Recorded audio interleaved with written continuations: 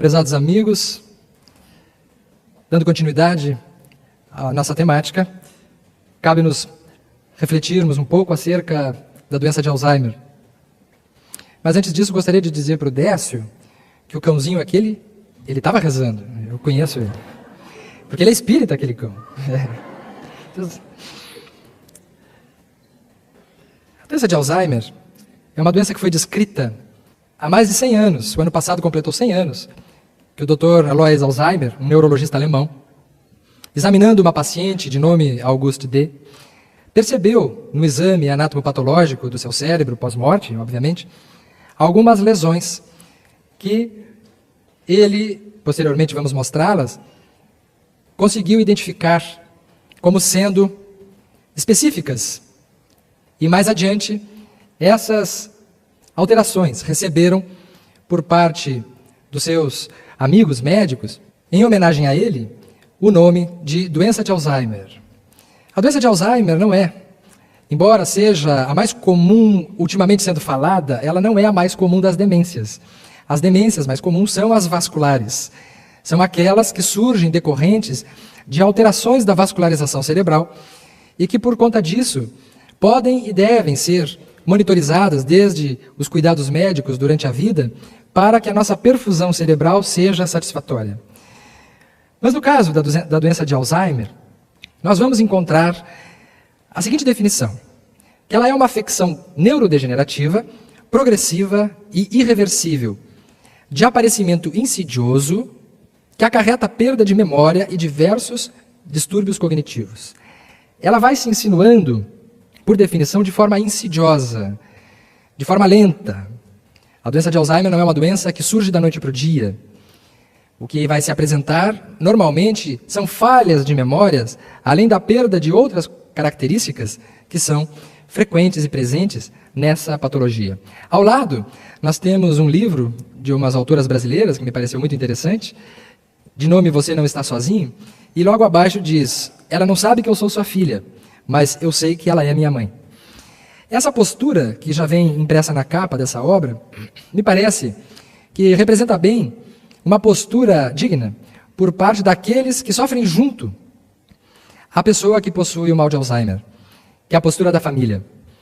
Isso é tão importante, porque no nosso ambiente chamado civilizado, no ambiente chamado evoluído, principalmente de alguns países que se têm por muito evoluídos, com o progresso adiantado, com a cultura mais adiantada, se vê, paradoxalmente, nesses países, que esses indivíduos, esses idosos, esses nossos idosos, avós e pais de alguns indivíduos, eles são relegados a um plano secundário. Quando não é feito a eutanásia daqueles que deveriam ser cuidados, honrados e protegidos até os seus últimos momentos. Algumas nações se tem notícia de que os idosos, antes de que cheguem a um estado de imobilidade, fogem para outros países, para não serem executados por ordem dos seus próprios filhos pela eutanásia. Então, realmente, novamente, reforçamos a postura do nosso paradigma espírita como uma maneira de nós olharmos a vida com mais humanidade e olharmos o ser humano, independente da maneira como ele esteja, como um ser que é sempre digno de ser cuidado da melhor maneira possível, principalmente quando ele não tem mais as condições de se autocuidar, de se autoproteger e de se autovalorizar. É uma patologia que pode ser classificada de duas formas. Uma de início tardio, que é de incidência ao redor dos 60 anos de idade e ocorre de forma esporádica. Ou de início precoce, de incidência ao redor de 40 anos e que mostra uma recorrência familiar. O mais frequente é a de início tardio, ou seja, após os 60 anos de idade. Às vezes nós atendemos algumas pessoas que já passaram dos 80 e começam a apresentar algumas falhas de memória e vêm à consulta com a gente muito preocupadas se estão com Alzheimer. Outro dia eu atendi uma senhora com 84 anos que me procurou se queixando de que estava tendo alguns probleminhas de memória e ela estava muito preocupada com isso, porque ela queria prevenir qualquer possibilidade futura de ter o problema de Alzheimer, porque o que ia ser dela quando ela ficasse velha? Ela já estava com 84. E eu percebi realmente ali uma prova inconteste de que o espírito não tem idade, né? Ela já estava com 84 e depois fazendo os testes eu vi que o probleminha de memória dela estava muito parecido com os probleminhas de memória que eu tenho. Então, Alzheimer é uma outra coisa. Não? Há uma alteração progressiva da memória suficiente para interferir com o dia a dia. Portanto, essa alteração da memória ela é significativa. Ela é uma alteração importante e que não pode ser definida ou explicada por outros fatores que são também muito frequentes, como fatores decorrentes de depressões, fatores esporádicos, como perdas, lutos e situações ocasionais, que são comuns também na idade de qualquer pessoa. Uma pessoa que tem uma depressão, por exemplo, pode ter perda de memória em idade muito jovem, e isso não significa um distúrbio orgânico. Alteração associada em outra área da cognição, por exemplo, a função executiva ou a linguagem. No mal de Alzheimer, percebemos, além da perturbação da memória, que é um dos principais sintomas, outras alterações, como alterações nas suas funções normais, na execução de determinadas atividades e mesmo na linguagem. Ela vem acompanhada, essa alteração da memória, com outros sintomas que tornam uma problemática mais específica para diagnosticarmos o mal de Alzheimer. Quais são os aspectos neuropatológicos? Aqui vemos um cérebro normal e um cérebro com mal de Alzheimer. No caso do cérebro com o mal de Alzheimer, observa-se atrofia cortical difusa, presença de grande número de placas senis e novelos neurofibrilares, que foram essas exatamente as lesões que o Dr. Alzheimer encontrou examinando o cérebro da paciente Augusto D. Degenerações granulovacuolares e perda neuronal. Portanto, há uma destruição do tecido celular, do tecido cerebral. Verifica-se ainda um acúmulo de proteína beta-amiloide nas placas senis e da microtubulina, tal, nos novelos neurofibrilares. São alterações mais específicas, informações mais técnicas que cabe mais ao interesse dos estudiosos. Aqui estão as placas beta-amiloides e o novelo neurofibrilar, que são essas alterações encontradas que em cérebros normais, ou vamos dizer, mais preservados, eles não apresentam. Dependendo de onde houver essas lesões, estarão alteradas as funções. Dependendo da área cerebral onde surja a problemática neuropatológica, teremos alterações das funções cognitivas, conforme a região cerebral. E aqui, rapidamente, por exemplo, o julgamento, a capacidade de cálculo, de planejamento, está mais ligado ao lobo frontal. A linguagem, a memória, predominantemente ao lobo temporal, embora também tenha irradiações com o lobo frontal. A atenção e a apraxia no parietal e a percepção visoespacial no lobo occipital.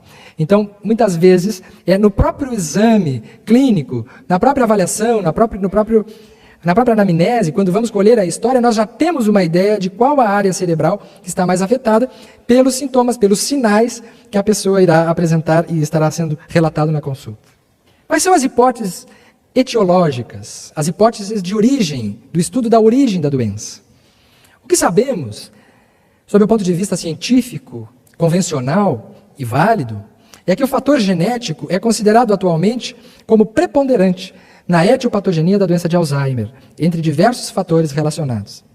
Além do componente genético, foram apontados como agentes etiológicos a toxicidade, a agentes infecciosos, ao alumínio, a radicais livres de oxigênio, a aminoácidos neurotóxicos. Portanto, há uma possibilidade, são multifatoriais, as possibilidades de que uma pessoa que apresente Alzheimer vá ter ou não o desencadeamento dessa doença. Nós acrescentaríamos aqui depois, para somarmos o nosso estudo, as hipóteses etiológicas sob o ponto de vista espiritual, que vamos deixar mais para o final, para nós enriquecermos dentro da visão espírita. Ainda dentro das hipóteses etiológicas, cerca de 1/3 dos casos de doença de Alzheimer apresentam familiaridade e comportam-se de acordo com um padrão de herança monogênica autossômica dominante. Esses casos, em geral, são de acometimento precoce e famílias extensas têm sido periodicamente estudadas. Portanto, essa constatação realmente é válida. Ela é um achado científico, estatístico, que mostra que em determinadas famílias, 1/3 dessas situações estará sendo explicada por essa tendência genética hereditária e que pode ser estudada de uma maneira bastante variável, mas o fato é que ela se apresenta. Ali nós temos as referências bibliográficas da onde nós tiramos essas afirmações. Existe uma correlação, uma coincidência entre a doença de Alzheimer e a síndrome de Down. E diz respeito ao cromossoma 21, que é o cromossoma extra envolvido na síndrome de Down. Indivíduos com síndrome de Down apresentam envelhecimento prematuro. E praticamente todos apresentam doença de Alzheimer, clínica e neuropatologicamente confirmada entre 40 e 50 anos de idade. Então há hoje um estudo bastante insistente com relação a esse cromossoma extra, que é o cromossomo 21, pois ele está simultaneamente presente essa alteração tanto na síndrome de Down e na doença de Alzheimer. Mas gostaria também de enfatizar aqui que ultimamente têm surgido outras pesquisas que mostram que o cromossomo 21 não é o único que está envolvido, nos trazendo a reflexão daqueles assuntos que foram abordados dentro do painel sobre genética, de que não existe uma definição que seja apenas genética. A gente percebe nos cientistas uma certa ansiedade em querer encaixar o conhecimento dentro da possibilidade genética, com vistas a confirmar esta pressuposição de que a genética explica tudo. Mas se tem que dizer atualmente que outros cromossomos também estão implicados na doença de Alzheimer, mostrando e nos fazendo pensar que ela é também, sob o ponto de vista genético, multifatorial. Dentro da visão espírita, aspectos familiares. Que aspectos familiares são esses que se percebe nas pesquisas em que há uma tendência? Por que há essa tendência familiar? Por que a genética ela é tão importante dentro dessa patologia, assim como de outras patologias que estão sendo estudadas no âmbito da medicina? E quem irá nos falar sobre esse assunto é Manuel Filomeno de Miranda, na sua obra Transtornos Psiquiátricos e Obsessivo, a última obra escrita pelo médium Divaldo Pereira Franco, em que ele traz um capítulo em que ele dedica ao estudo da doença de Alzheimer, entre outros assuntos, como, por exemplo, o mal de Parkinson. A própria literatura espírita, mediúnica, ela ainda não tem um vasto estudo e uma vasta referência acerca da doença de Alzheimer. Então já começam a surgir, sob o ponto de vista do estudo mediúnico das obras espíritas, depoimentos espirituais que nos fazem ter argumentos e elementos de reflexão para pensarmos essa doença também por esse outro aspecto. E diz Manuel Filomeno de Miranda: nesse quadro, é a hereditariedade que exerce um papel fundamental na sua manifestação, comprovando que esses pacientes são espíritos incursos em delitos idênticos e praticados juntos. Começa aqui a informação de que esse material genético familiar só foi acionado porque os espíritos que estão reencarnados naquela família têm uma ligação. E mais do que isso, tem um comprometimento relacionado a situações anteriores nas quais houve algum tipo de delito ou de problemas em que eles praticaram juntos. E continua: acompliciados retornam no mesmo grupo biológico, a fim de encontrarem os fatores predisponentes e preponderantes para a ação do perispírito na elaboração do corpo, que propiciará o aparecimento da enfermidade moralizadora do endividado. Então, o grupo biológico, isso nós já sabemos pela informação da doutrina espírita, ele não se dá ao acaso. Ele é formado por sintonia vibratória. E são atraídos para o grupo familiar aqueles espíritos afins. Quando nós chamamos espíritos afins, nós não estamos dizendo que são espíritos simpáticos, porque os afins são simpáticos, mas os antipáticos também são afins. Essa é a notícia ruim que eu trago para vocês hoje aqui, né? Quando a gente não gosta de alguém, não é porque ela é diferente de nós, é porque ela tem semelhanças conosco. Porque senão, no mínimo, ela seria indiferente a nós. Quando alguém não tem nada a ver conosco, ela passa por nós, nós não notamos. Ou ela nos desperta sentimentos positivos, ou ela nos desperta sentimentos negativos. Portanto, há sintonia, tanto num caso como numa outra situação.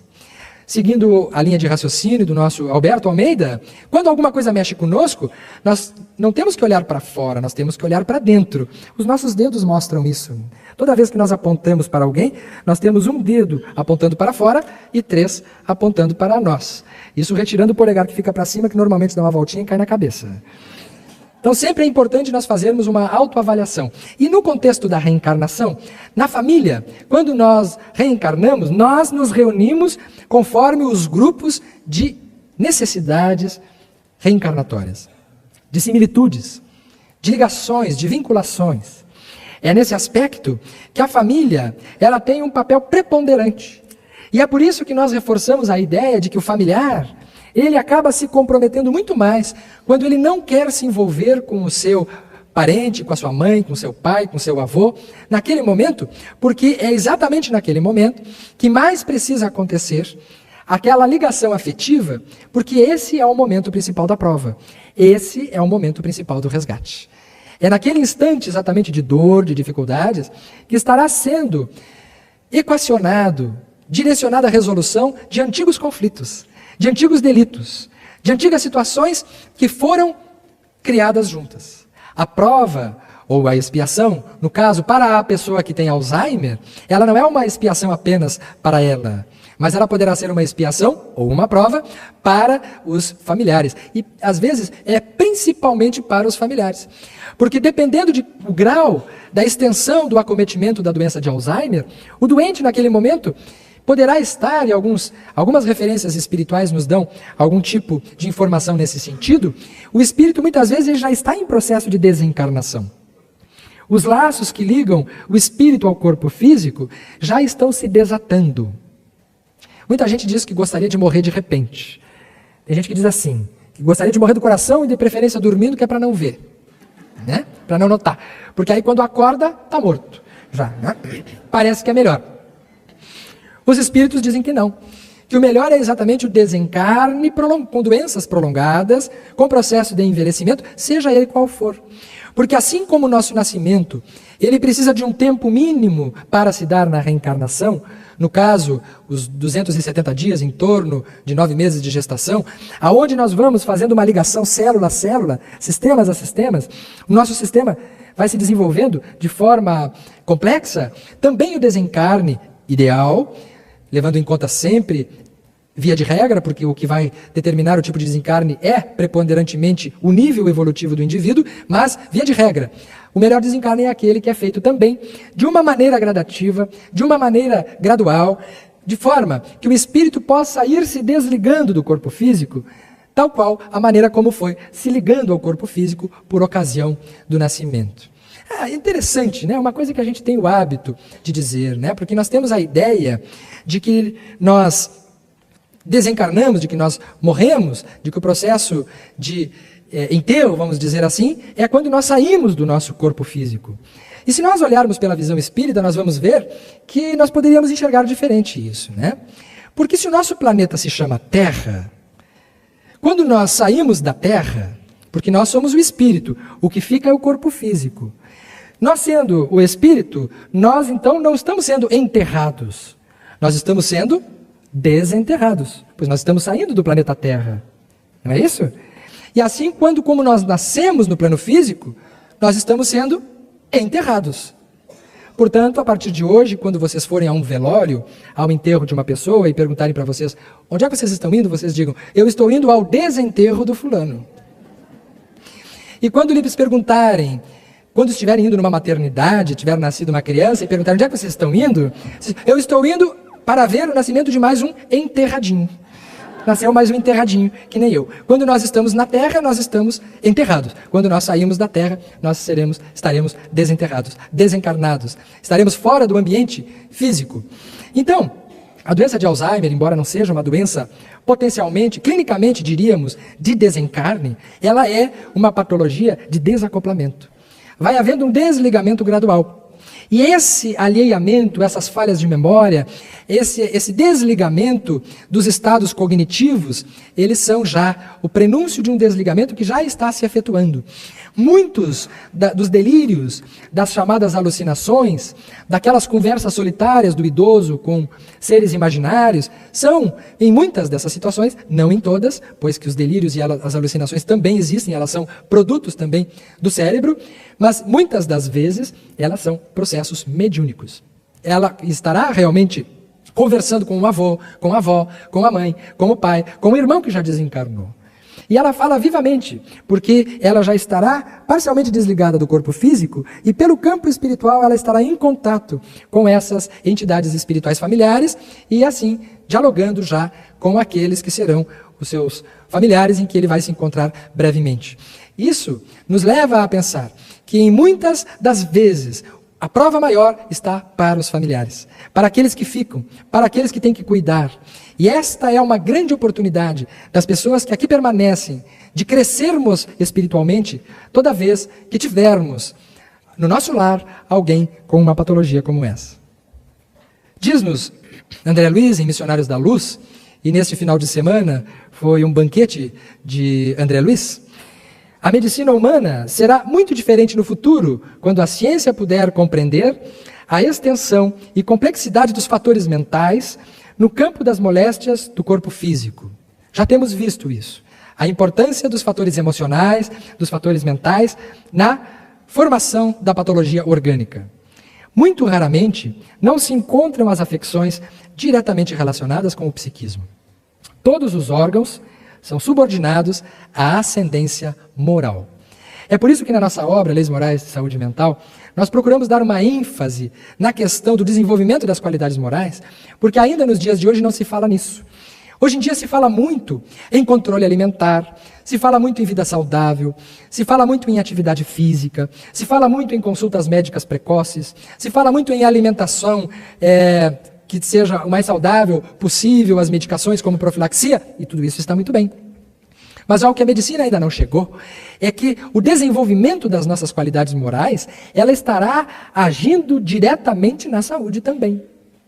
Porque quem não sabe que uma pessoa que desenvolva paciência, paz interior, alegria, otimismo, estados otimistas de esperança, ela terá provavelmente uma expectativa de vida muito melhor do que aquele que é irado, pessimista, irritado, depressivo.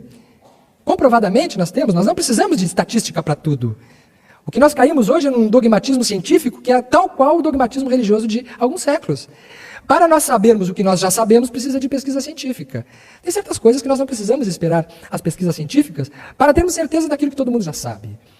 Sabemos que uma pessoa que ela está irada, ela estará sujeita a mais acidentes vasculares cerebrais? Será que algum cirurgião precisa de pesquisa científica para saber que ele não deve operar uma pessoa que está em estado de pânico?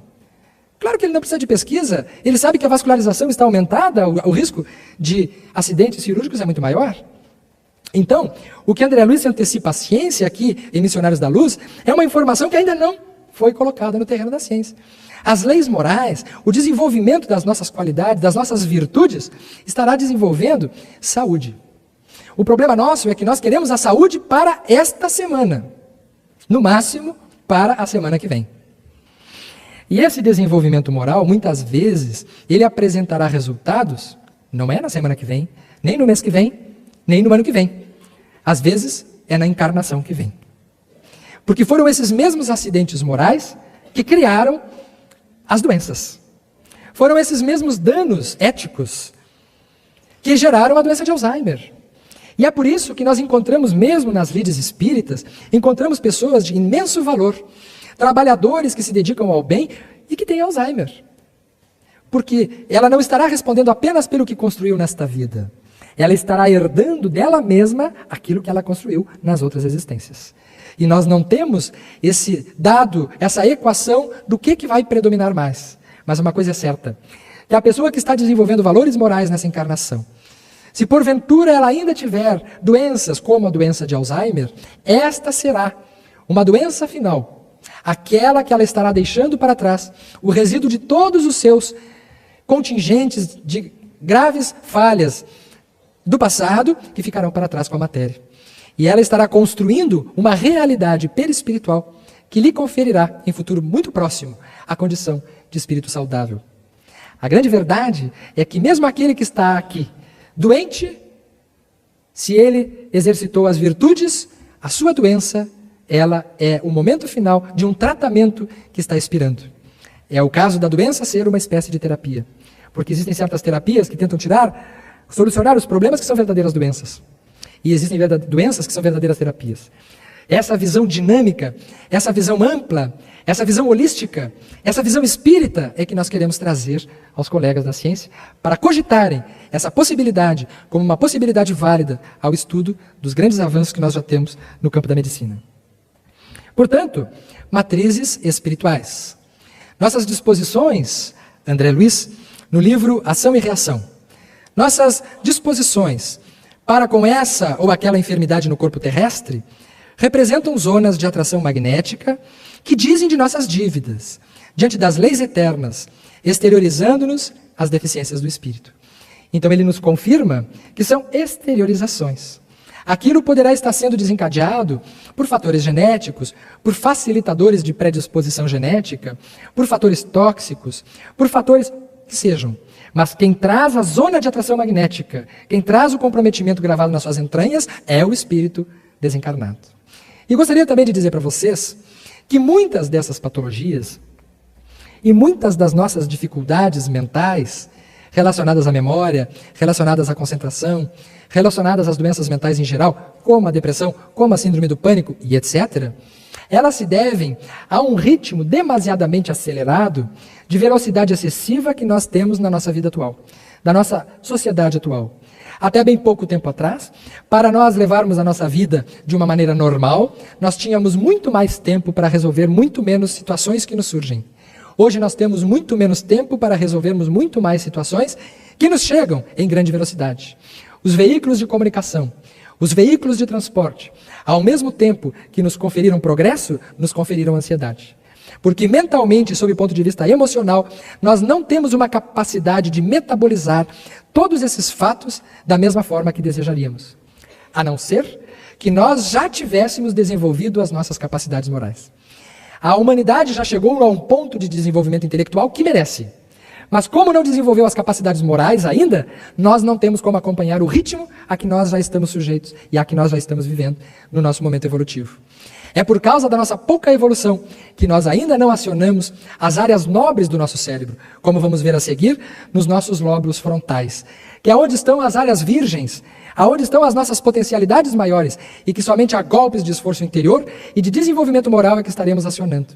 Assim teríamos, sim, condições de executarmos e vivermos de uma maneira mais antenada na vida do que temos hoje, enquanto ainda rastejamos na inferioridade dos nossos instintos. Pois é, ainda ele, André Luiz no Mundo Maior, ele nos traz, nos lobos frontais, o espírito orientador diz a André Luiz, exteriorização fisiológica de centros perispiríticos importantes, repousam milhões de células à espera para funcionar do esforço humano no setor da espiritualização. Nenhum homem dentre os mais arrojados pensadores da humanidade, desde o pretérito até os nossos dias, logrou jamais utilizá-las na 10ª parte.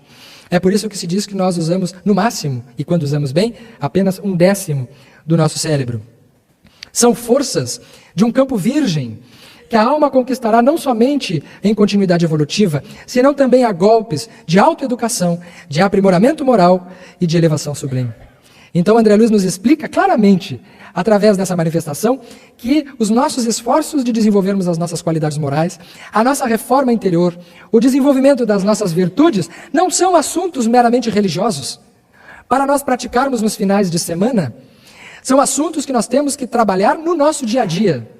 Assim como nós precisamos das academias, das nossas caminhadas, das nossas atividades físicas, nós precisamos do exercício da prece, da leitura espiritualizante, do esforço continuado para o desenvolvimento das virtudes, para darmos uma musculatura, para darmos uma estrutura aos nossos campos espirituais. E esses estarão agindo em áreas nobres do nosso cérebro que ainda não foram acionadas, que por sua vez, estando ativas, proporcionarão mais lucidez e mais saúde mental. São aquelas pessoas que nós conhecemos, que já ultrapassaram os 70 anos, os 80 anos de idade, e ao invés de envelhecerem, elas estão mais vivas do que nunca. Nós temos exemplos vivos em todos os meios, e graças a Deus, no nosso meio espírita, bem próximo de nós, pessoas que nos dão a grata satisfação e alegria de percebermos que esses esforços, eles são coroados exatamente pela saúde e pela lucidez. São pessoas que trabalham na área da mediunidade, que trabalham na área da beneficência, da benemerência, da caridade, do amor ao próximo, e que, por sua conta, é que nós temos os grandes avanços da humanidade. Não são os cientistas, via de regra, que trazem os avanços. São as pessoas geniais, E as pessoas geniais nós encontramos no meio daqueles missionários que vão à luta, sem precisarem de grandes raciocínios e de grandes motivos. São aqueles que sabem intuitivamente o que têm que fazer. E com uma garra de heróis, de leões valentes, se jogam ao trabalho sem saberem qual será a sua recompensa. São desses que nós precisamos. São desses que nós precisamos dos estudos mais profundos. Não é do homem medíocre. Não é do homem aquele comum que angariou sucesso e ganhou muito dinheiro. Esse indivíduo, ele só pode oferecer aquilo que nós já estamos acostumados a conhecer. Será o estudo das grandes criaturas. Madre Teresa de Calcutá, Chico Xavier e todos os outros que em terras anônimas, sequer nós sabemos o nome. São exatamente essas pessoas que estão ativando aquelas áreas frontais, as áreas mais nobres do seu cérebro e que estão evoluindo a golpes de esforço pessoal e que nos servem de exemplo. Porque o centro coronário possui no tálamo um vasto sistema de governança do espírito. Aí verte o pensamento por secreção sutil, não do cérebro, mas da mente. Já foi citada essa passagem de André Luiz no livro Evolução em Dois Mundos. É exatamente a ascendência espiritual que estará agindo na nossa capacidade de resolvermos as nossas questões, as nossas querelas, as nossas encrencas, os nossos problemas, as nossas doenças, os nossos males, seja de Alzheimer, seja outro qualquer. O que interessa a todos nós realmente é seguirmos esses preceitos. O desenvolvimento das virtudes nem sempre é fácil. Na maior parte das vezes, é muito difícil. E nós precisaremos contar com um elemento fundamental na nossa jornada, na grande jornada de conquista de novos territórios. As novas naus portuguesas, que há mais de 500 anos descobriram o continente que nos aproximou como irmãos, hoje deve servir de exemplo para que as nossas embarcações possam atingir novos continentes, mas continentes outros, de outras esferas, aonde não há fronteiras, aonde não há diferenças, aonde o que nos aproxima seja a nossa capacidade de nos amarmos profundamente como irmãos que somos desde o início, aprendendo a nossa principal vocação na vida que nós viemos a esse planeta buscarmos, que é a vocação de sermos felizes e de nos irmanarmos como uma só humanidade capaz de se ajudar mutuamente. Até porque dizem que em determinado local, ainda que usemos a linguagem das águas, chegou a notícia de que as águas subiriam. E numa ilha moravam todos os sentimentos. Moravam lá o amor, a tristeza, a vaidade, a riqueza, a sabedoria. Todos os sentimentos moravam naquela ilha. E chegou a notícia de que haveria uma grande inundação. Quem recebeu em primeiro lugar essa notícia foi o amor. E o amor se preocupou em espalhar a notícia para todos os outros sentimentos. E como acontece sempre com o amor, ele se lembrou primeiro de todo mundo e se esqueceu dele mesmo. Então as águas começaram a subir e todos já tinham pegado seus barcos, as suas embarcações, menos o amor. O amor já estava quase se afogando porque as águas lhe pegaram de repente. O aguaceiro havia chegado de maneira súbita. Então o amor olha para o primeiro barco que se aproxima. Era o barco da vaidade.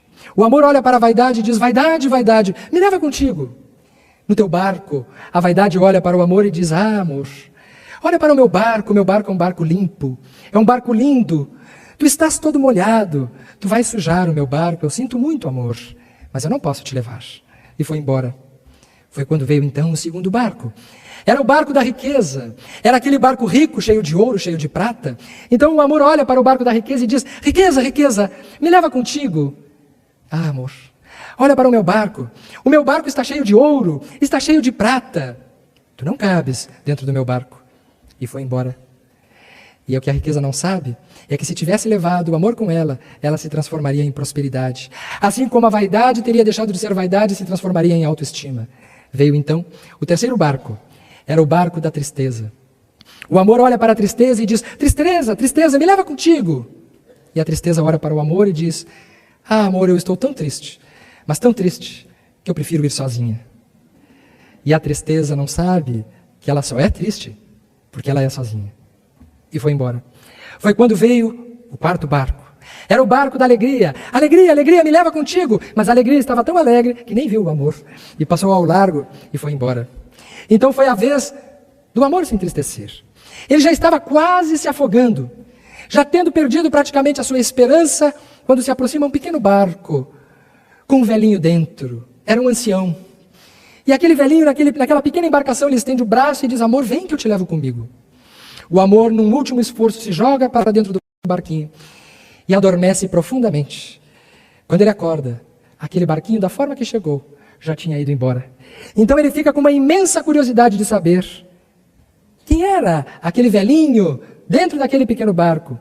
É quando então o amor sobe a montanha, porque no alto da montanha mora a sabedoria. E o amor se aproxima da sabedoria e pergunta: sabedoria, quem era aquele velhinho que me ajudou? A sabedoria então lhe retorna a pergunta e diz: amor, tu não sabes quem é aquele velhinho? Eu não sei, porque eu estava tão cansado que eu adormeci profundamente. Quando eu acordei, ele já tinha ido embora. Aquele velhinho, amor, é o tempo. Mas por que só o tempo me ajudou? Porque só o tempo é capaz de ajudar a entender e salvar um grande amor. Um forte abraço a todos. Muito obrigado.